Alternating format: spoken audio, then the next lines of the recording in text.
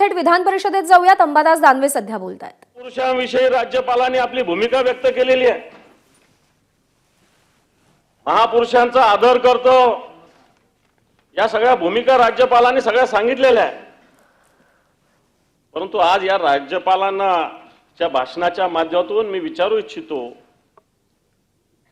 या राज्यामध्ये कोरटकर सारखे, सोलापूरकर सारखे लोक आणि अबू आझमी सारखे लोक औरंगजेबाचं उदात्तीकरण करतात. सरकार तर म्हटलं होतं की यांना कोर्टात, यांना जेलमध्ये टाकू. कालच मला आश्वासन दिलं मुख्यमंत्र्यांनी या सभागृहात, सदस्यत्व रद्द केलं, ओके. परंतु जर औरंगजेबाचं असं उदात्तीकरण करण्याची हिंमत या राज्यात कोणाची झाली नाही पाहिजे.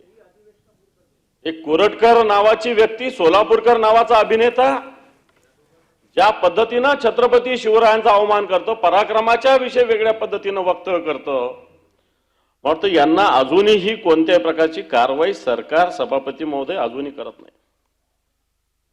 महाराष्ट्र कर्नाटकाचा उल्लेख प्रवीण भाऊंनी केला.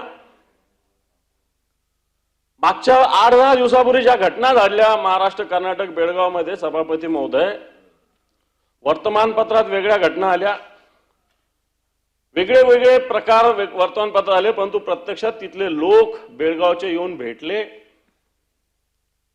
एका मराठी मुलीला एका कंडक्टरने, कानडी कंडक्टरने त्रास देण्याचा प्रयत्न केला, नवे त्रास दिला. आणि मग मराठी लोकांनी, मग मराठी माणूस तो, त्यांनी त्या कंडक्टरला चांगला चोप दिला. यांनी हा विषय महाराष्ट्र आणि कर्नाटक केला. या कंडक्टरच्या मागे अख्खं कर्नाटक राज्य उभं राहिलं. त्यांनी अन्याय करूनही, एका छोट्याशा मुलीवर त्यांनी असा प्रसंग करूनही त्याच्या मागे अख्खं कर्नाटकाचं राज्य उभं राहिलं. परंतु महाराष्ट्राच्या वतीनं याविषयी कोणती भूमिका मराठी माणसाला पाठिंबा देण्याची सभापती महोदय झालेली नाही. मग आपण हा संयुक्त महाराष्ट्राचा लढा आपण लढला. आज बेळगाव असेल, कारवार असेल, निपाणी असेल, हे सगळे गाव आपले आपण म्हणतो. मग त्या गावातल्या, त्या भागातल्या लोकांना आपल्याविषयी ममत्व असलं पाहिजे, आपल्या सरकारला त्यांच्याविषयी ममत्व असलं पाहिजे.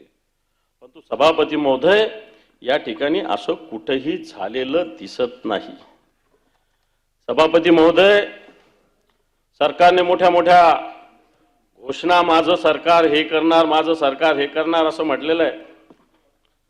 परकीय गुंतवणुकीविषयी सुद्धा सरकारने मोठ्या भूमिका व्यक्त केलेल्या आहे. सभापती महोदय, माझ्याकडे डिटेल्स आहे या सगळ्या विषयातले. परकीय गुंतवणूक दावोसला आपलं सरकार जातं, दरवर्षी जातं, मोठी गुंतवणूक झाल्याची घोषणा करतं. यावर्षी 61 सामाजिक करार आणि धोरणात्मक सहकार्याचे करार, 7 गुंतवणुकीचे 54 आणि विदेशी कंपन्यांबरोबर 11 आणि भारतीय कंपन्यांबरोबर 43 असे एकूण 54 करार झाले सभापती महोदय दावोसमध्ये. यातल्या महाराष्ट्रातल्या कंपन्या 31 आहे, त्याच्यातल्या 15-20 तर आपल्या या मंत्रालयाच्या बाहेर आवाज दिला तरी जवळ त्यांचे ऑफिस आहे, असे ऑफिसेस आहे. आणि आपण करार कुठे जाऊन केला सभापती महोदय? दावोसमध्ये. या कोणत्या कोणत्या कंपन्यांशी करार केला हे पण माझ्याकडे आहे सभापती महोदय. एक याच्यातला 2 कंपन्या आहे सभापती महोदय, ज्यांनी मागच्या वर्षी सुद्धा सरकारबरोबर असा करार केला होता आणि यावर्षी सुद्धा करार केलेला आहे. एक वॉरी एनर्जीज नावाची कंपनी आहे, जिने 30,000 कोटी रुपये सोलार उपकरणे आणि हरित ऊर्जेमध्ये गुंतवलेले आहे. ब्लॅकस्टोन नावाची कंपनी आहे, जी आयटीची पायाभूत सुविधा देते.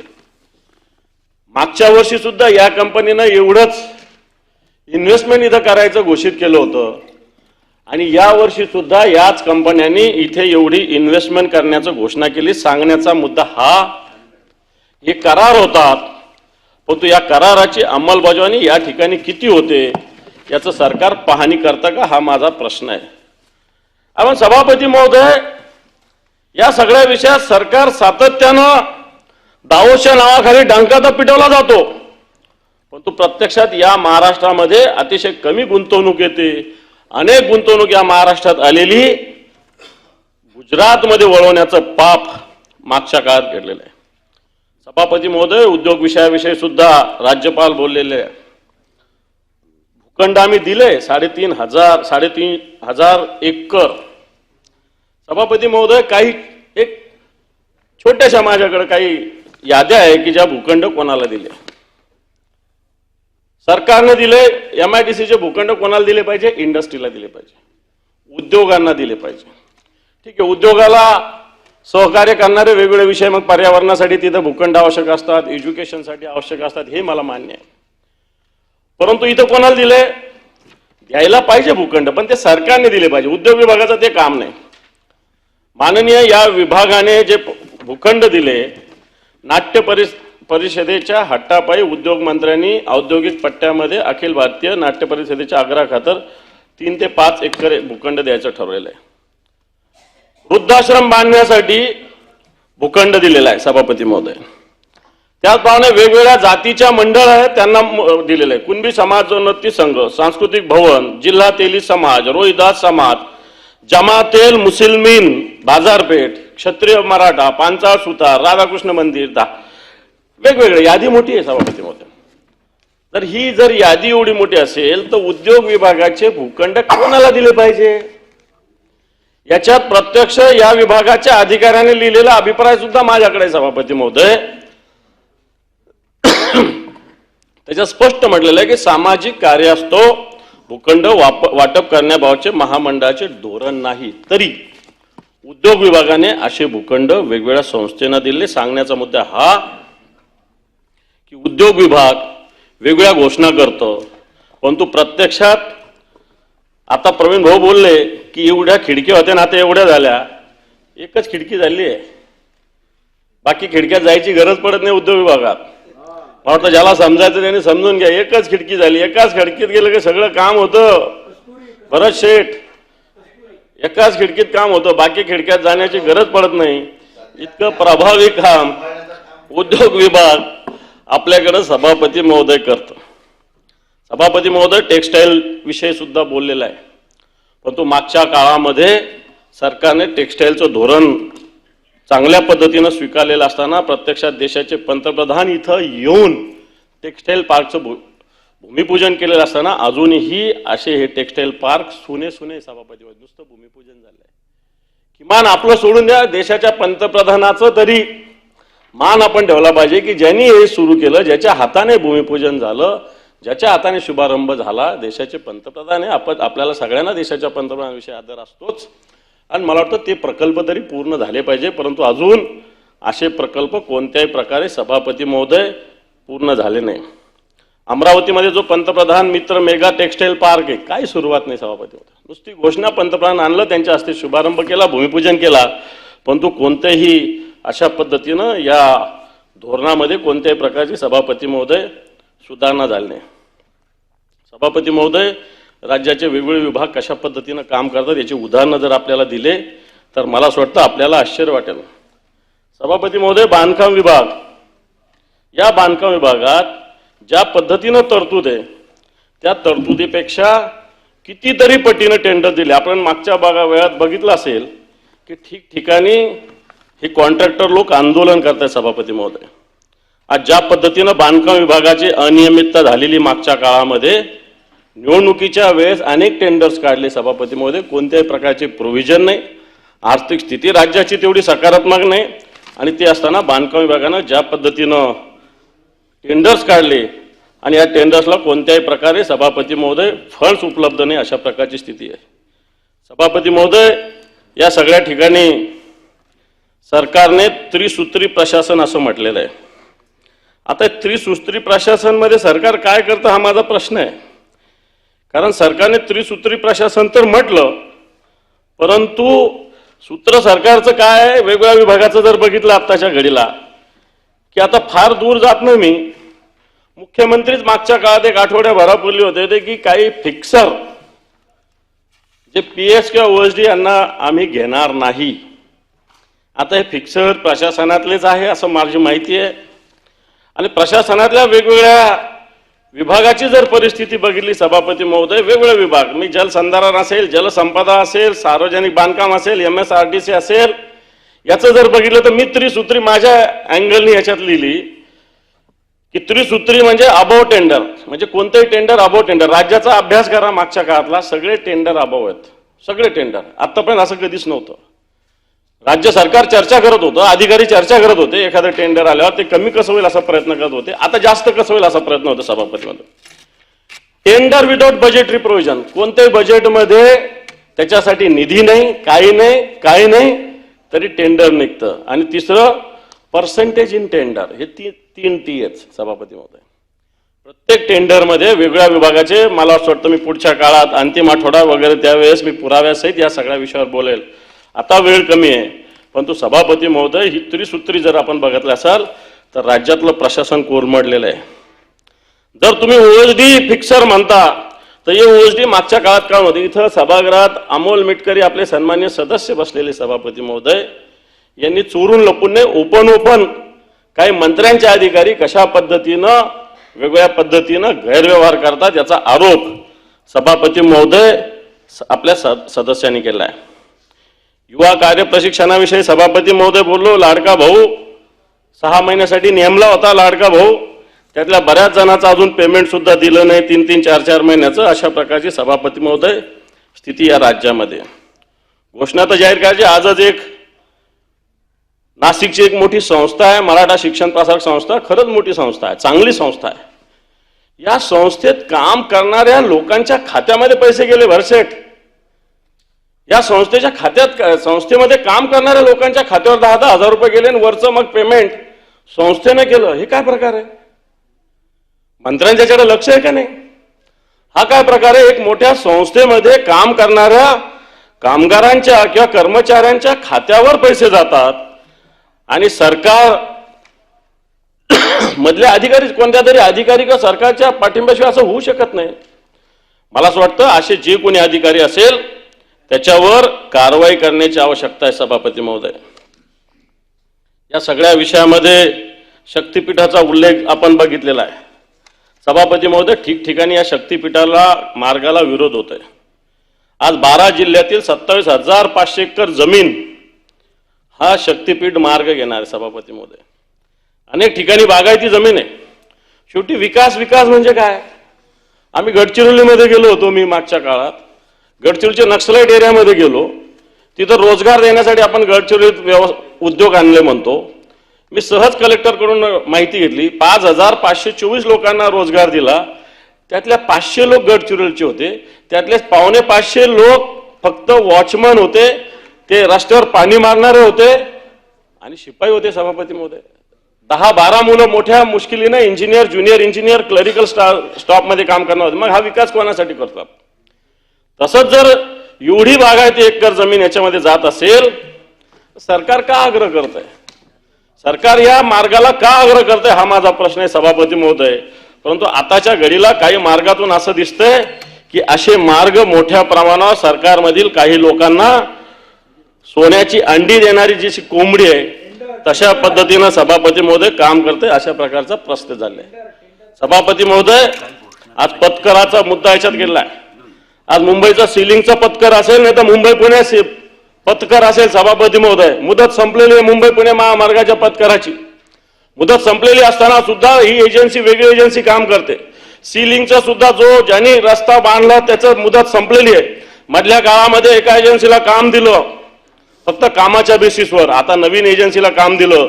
मला असं वाटतं रस्ते पूर्ण झालेले असताना या नवीन एजन्सी, समजा आपण पत्कर जी एजन्सी तिला दिली असती तर आपण समजू शकलो असतो, पण तो नवीन एजन्सीला आपण काम देतो याचा अर्थ पत्कराचा जो काही मुआवजा असेल तो आपल्याला मिळालेला आहे. म्हणून ही पत्कराच्या सगळ्या विषय सुद्धा मला असं वाटतं आता येणाऱ्या काळामध्ये पूर्णपणे चौकशी होण्याची आवश्यकता आहे सभापती महोदय. सभापती महोदय, बस सेवेच्या विषयी याच्यात उल्लेख आहे सभापती महोदय. बस सेवा देत असताना आज या बस सेवा नवीन बस खरेदी करतोय, पण कुठे जाणार या बसेस याचा कुठेच खुलासा नाही. ज्याच्यात ताकद आहे तो मंत्री घेऊन जातोय आपल्या भागात बसेस, ज्या भागात ताकद नाही त्या भागात त्या बसेस जात नाहीये. सभापती महोदय, मागच्या काळामध्ये एसटी मध्ये भाडेवाढ झाली, ही सर्वसामान्य माणसाचं कंबड मोडणारी भाडेवाढ झाली आहे.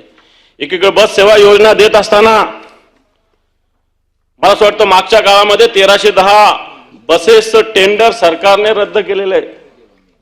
बाहेरच्या एजन्सी होत्या, या बाहेरच्या एजन्सीला जवळपास जो मार्केट रेट त्याच्यापेक्षा जास्त दरानं टेंडर देण्याचा प्रयत्न झाला. मुख्यमंत्र्यांनी या विषयाला स्थगिती दिलेली आहे. मुख्यमंत्री एकीकडे स्थगिती देतात, ज्या लोकांनी केलं होतं मला असं वाटतं त्यांचेच याच्यामध्ये सहभाग आहे आणि म्हणून मला असं वाटतं याविषयी सुद्धा सरकारने चौकशीची आवश्यकता आहे. सभापती महोदय, आपण सगळं बोलत असताना एक हाय सिक्युरिटी नंबर प्लेट एक प्रकार आलेला आहे.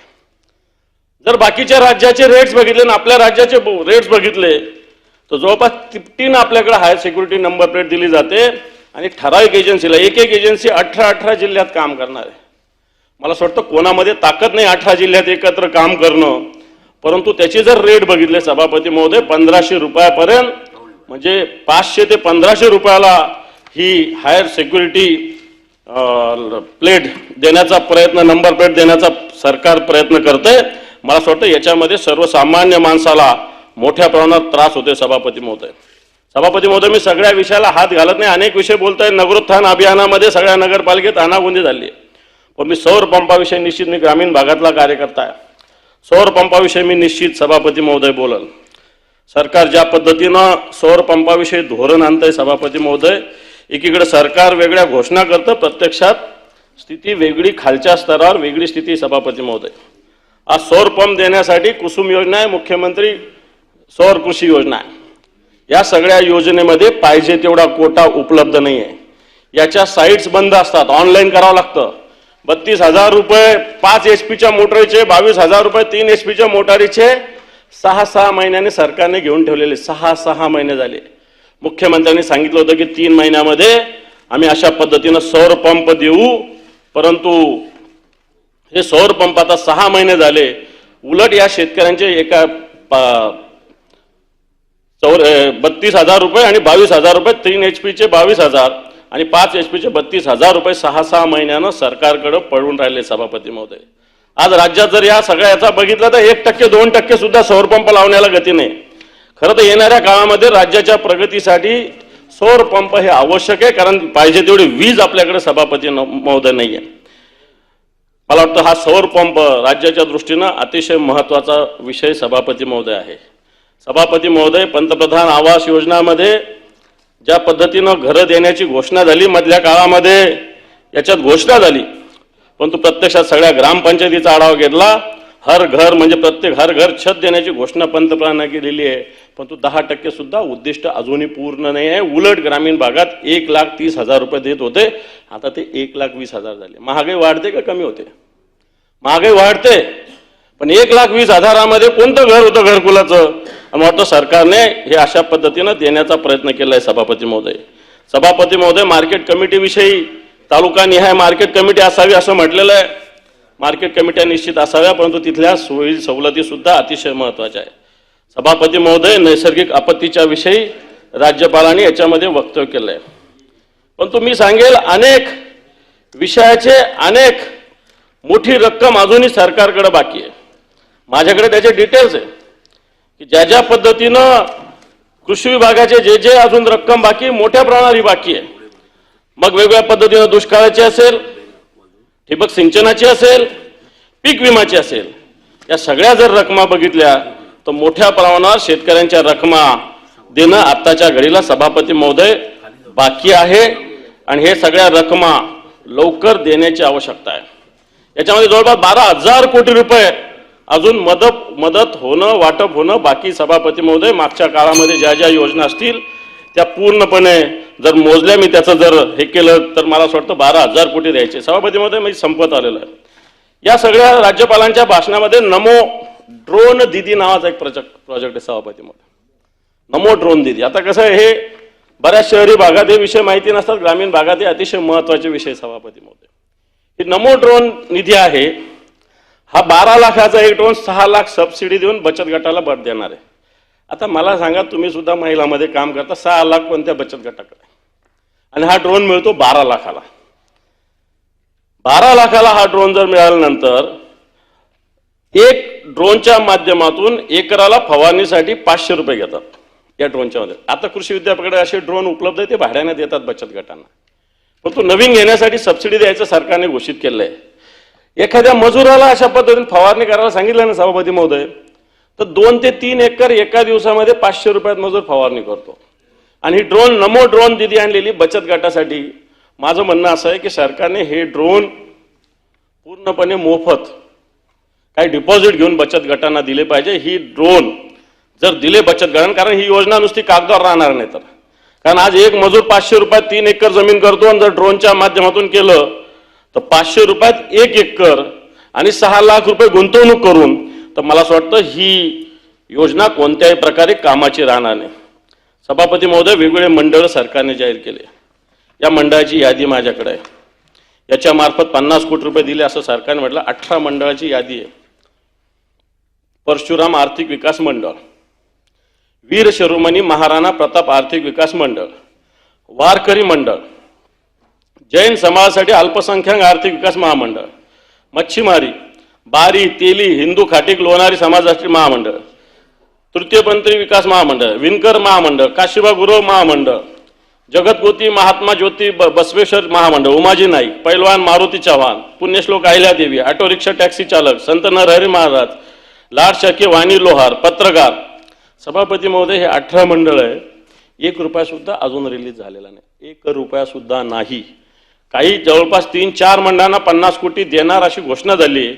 बाकीच्या जवळपास 9 मंडळाला तर निरंक आहे. सभापती महोदय, थोडक्यात या राज्यभराच्या भाषणामध्ये सगळं लिहिलेलं आहे की एवढे मंडळ आम्ही केले, परंतु या मंडळाला 1 रुपया सुद्धा दिला जात नाही. मतासाठी नुसतं निवडणुकीच्या काळामध्ये असे मंडळ जाहीर करणं आणि या मंडळ निरंक अशी स्थिती. माझ्याकडे ही स्थिती, हे काही कागद माझा नाही, हा अर्थ विभागाचा कागद माझ्याकडे आहे. आणि म्हणून निरंक अशा प्रकारची स्थिती या सगळ्या मंडळाची. सभापती महोदय, मराठी भाषेविषयी याच्यामध्ये बोललेलं आहे. आपण जर बघितलं असेल तर 8 दिवसापूर्वी सेन्सॉर बोर्डाकडं एक नामदेव ढसाळांच्या संघटनेवर आधारित एक सिनेमा त्यांनी बनवलेला आहे काही लोकांनी. तर या सेन्सॉर बोर्डाने विचारलं, हु इज नामदेव ढसाळ?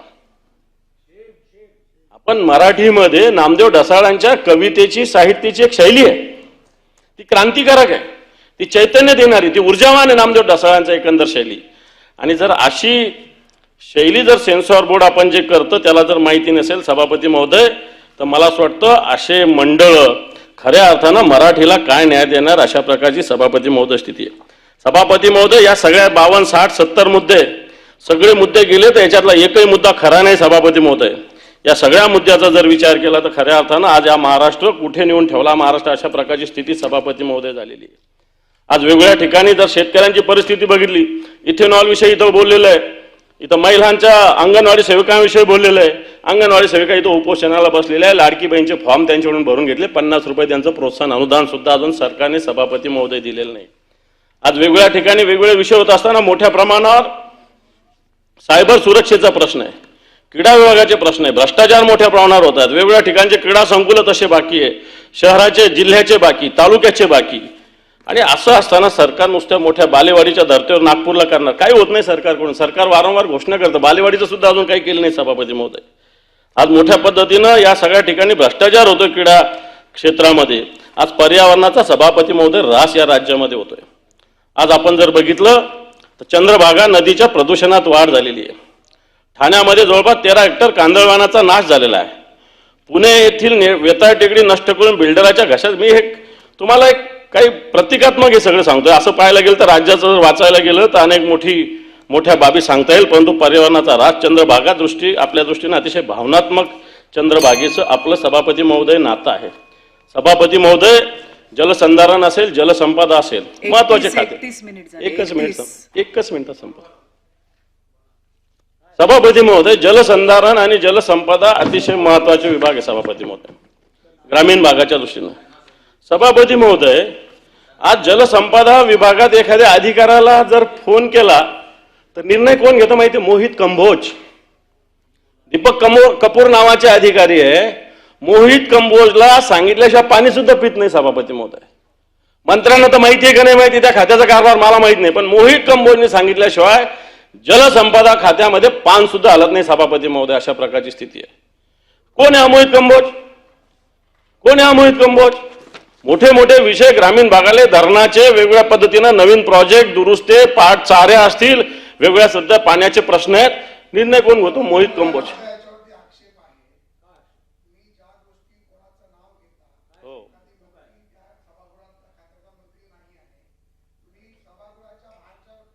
नाही नाही, त्याला काही प्रॉब्लेम नाही. त्याला पुरावा आहे म्हणूनच बोलतो मी, प्रसादजी, पुरावा आहे म्हणून बोलतो. ठेवेल ना. तुम्ही कोण मागणार आहे? ते मागतील मला, देईल मी त्यांना. तुम्ही कोण मला मागणार आहे? आता नोंदवा त्यांच्याकडे. तुम्हाला थोडी परवानगी दिली असं माझं भाषण रोखण्याचं? आम्ही बोललो का प्रवीण भाऊच्या भाषण? काय का नाही घेऊ शकत? मोहित कंबोज कोण तुमचा जावई आहे का? मोहित कंबोज तुमचा सभागृहाच्या सदस्याचं खालच्या वरच्या घेऊ शकत नाही. बाकी बाहेरच्याचं काही बंधन नाही मला. बाहेरच्या कोणाच्या विषयी नाव घ्यायचं मला बंधन नाही. घ्या रेकॉर्डवर घ्या त्यांचं.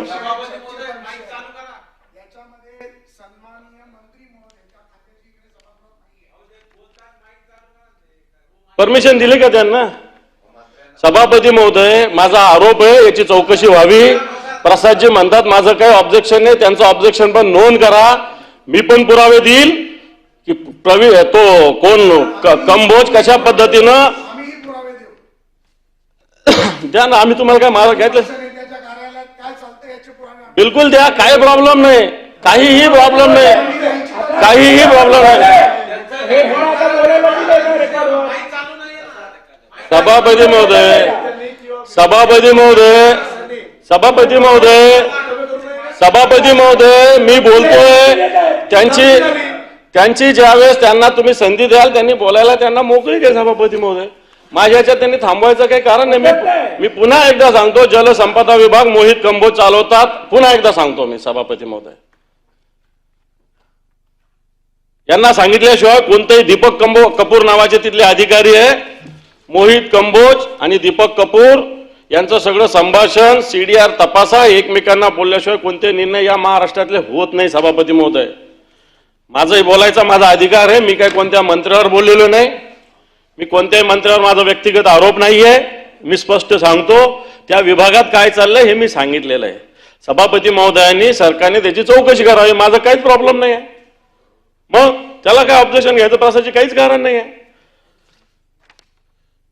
आणि मी ते जबाबदारीनं बोलतोय ना सभापती महोदय. मग काढू का? मग कोणत्या कोणत्या कामात मोहित कंबोजनी काय काय केलं सांगू का? मग फार पुढे गेलं तर लपडवून जाईल सगळ्या गोष्टी. कोण आहे मोहित कंबोज? मी एखाद्या मंत्र्यांनी एखाद्या अधिकाऱ्याने केलेलं मी मान्य करेल सभापती महोदय. एखाद्या भारतीय अंतराळच्या कार्यकर्त्यांनी केलेलं मी मान्य करेल तिथल्या स्थानिक. मोहित कंबोजचा काय संबंध येतो? मग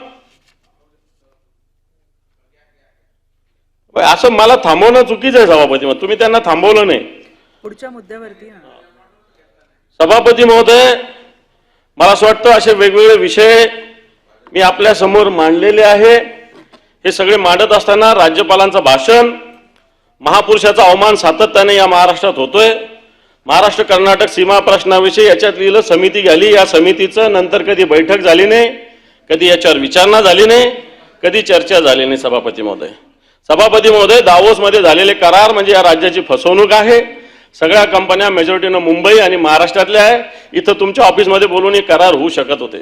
सभापती महोदय, प्रशासन पूर्णपणे ढेपाळलेलं आहे. तरी सूत्री उगाच कागदावर आहे, कोणती सूत्र नाही. मी ती सूत्री तुम्हाला आपल्याला सांगितलेली. लाडका भाऊ असेल, लाडकी बहीण असेल, या योजनेमध्ये लाडका भावाला तर छळलं जातंय. शक्तीपीठ मार्ग जनतेला आवश्यक नसताना तो बळजबरी थोपवला जातोय. सभापती महोदय, सिक्युरिटी प्लेट मध्ये संपलं माझं. सभापती महोदय, ॲग्रिस्टॅक कृषी डिजिटल योजनेविषयी याच्यात बोललेलं आहे. मला वाटतं मी नंतर त्याच्यात मला जेव्हा संधी मिळेल तेव्हाच बोलेल. पण तो सगळ्यात महत्वाचं, नैसर्गिक आपत्तीमध्ये जे अनुदान शेतकऱ्यांचं द्यायचं आहे ते त्वरित दिलं पाहिजे. पण तो राज्यपालाचं हे अभिभाषण, माझं सरकार असं म्हणत नाही. हे सरकार कोणत्याही प्रकारे त्यांचं असेल, पण तो जनतेचं आणि या सरकारचं जनतेच्या सेवेसाठी हे सरकार कुठे कटिबद्ध नाही. माता भगिनीवर अत्याचारासाठी पावलं उचलण्यासाठी हे सरकार कुठे कटिबद्ध नाही. आणि म्हणून या भाषणावर मी खेद व्यक्त करतो आणि माझं बोलणं थांबवतो. धन्यवाद सभापती महोदय. बातम्यांच्या विश्वातला सगळ्यात मोठा मंच,